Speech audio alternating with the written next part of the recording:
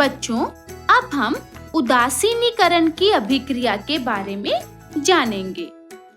बच्चों, ऐसी रासायनिक क्रिया जिसमें अम्ल व क्षारक आपस में मिलकर लवण व जल बनाते हैं, उदासीनीकरण की अभिक्रिया या न्यूट्रलाइजेशन रिएक्शन कहा जाता है। बच्चों, हमने पढ़ा है कि अम्ल और क्षारक अलग-अलग रासायनिक अभिक्रियाएं दर्शाते हैं। तो क्या होगा जब इन दोनों को हम आपस में मिला दें? चलिए करके देखते हैं। 5 मिलीलीटर पतला कास्टिक सोडा या सोडियम हाइड्रोक्साइड को एक बीकर में ले। इसमें कुछ बूंदें फिनोल्फ्थलीन की डालें और ग्लास रॉड की सहायता से इसे घोलें। आप विलयन का कौन सा रंग देखते हैं? हाँ, विलयन का रंग गुलाबी हो गया है क्योंकि विलयन का स्वभाव क्षारकीय है और फिनोल्फ्थलीन, जो कि एक संश्लिष्ट सूचक है, क्षारकीय विलयन के साथ गुलाबी रंग देता है। अब इस विलयन में कुछ बूंदें हाइड्रोक्लोरिक अम्ल की डालें और इसे अच्छी तरह से मिलाएं। क्या आप विलयन के रंग में कोई बदलाव देखते हो?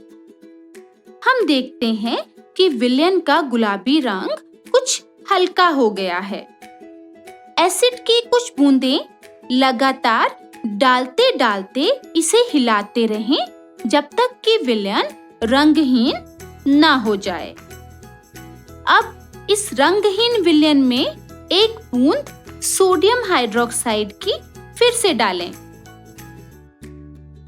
अब फिर से एक बूंद हाइड्रोक्लोरिक अम्ल की डालें। आप देखते हैं कि विलयन रंगहीन ही रहता है। इसका अर्थ अम्ल और क्षारक एक दूसरे के प्रभाव को खत्म कर देते हैं, जिसके परिणाम स्वरूप न तो विलयन अम्लीय रहता है और न ही क्षारकीय। विलयन में सिर्फ लवण और जल रह जाता है और इसी को ही उदासीनीकरण की अभिक्रिया कहा जाता है। आइए बच्चों, हम अपने दैनिक जीवन में उदासीनीकरण के उदाहरण देखें। सबसे पहला उदाहरण है भोजन का अपाचन। आपको पता है, हमारे आमाशय में हाइड्रोक्लोरिक अम्ल पाया जाता है, जो भोजन को पचाने में हमारी सहायता करता है।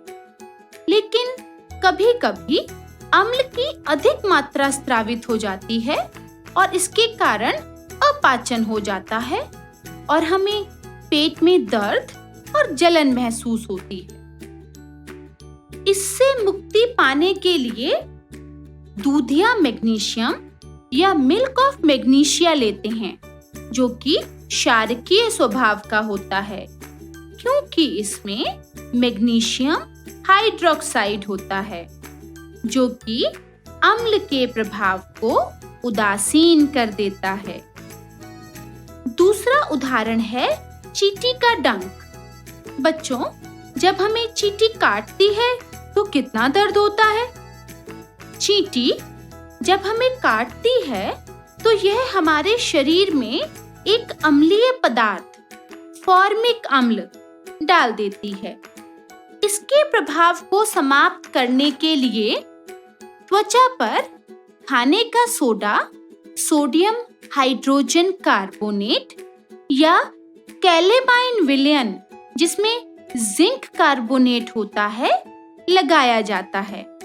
यह क्षारकीय पदार्थ हैं जो कि डंक में उपस्थित अम्ल के प्रभाव को उदासीन कर देते हैं। तीसरा उदाहरण है मृदा का उपचार। खेतों में फसल की उपज बढ़ाने के लिए किसान रासायनिक उर्वरकों का इस्तेमाल करते हैं। इनका अधिक उपयोग मृदा को अम्लीय बना देता है। जब मिट्टी अधिक अम्लीय हो जाती है तो इसके प्रभाव को उदासीन करने के लिए मिट्टी में बिना बुझा हुआ चूना यानी कि कैल्शियम ऑक्साइड या बुझा हुआ चूना यानी कि कैल्शियम हाइड्रोक्साइड को मिलाया जाता है जो क्षारकीय प्रकृति के होते हैं और इससे मृदा उदासीन हो जाती है। और चौथा उदाहरण है कारखानों का अपशिष्ट। कारखानों से निकले कचरे या अपशिष्ट पदार्थ में अम्लीय पदार्थ होते हैं जो कि जलाशयों या तालाबों में डाले जाएं तो वहां के जीवों के लिए हानिकारक होते हैं और उनकी मृत्यु का कारण बनते हैं। इसलिए कारखानों के अपशिष्ट पदार्थों में पहले क्षारकीय पदार्थ मिलाकर उन्हें उदासीन किया जाता है और फिर उन्हें जलाशयों या तालाबों में विसर्जित किया जाता है। तो इस प्रकार उदासीनीकरण की कई अभिक्रियाएं हैं जो हमें दैनिक जीवन में काम में आती हैं।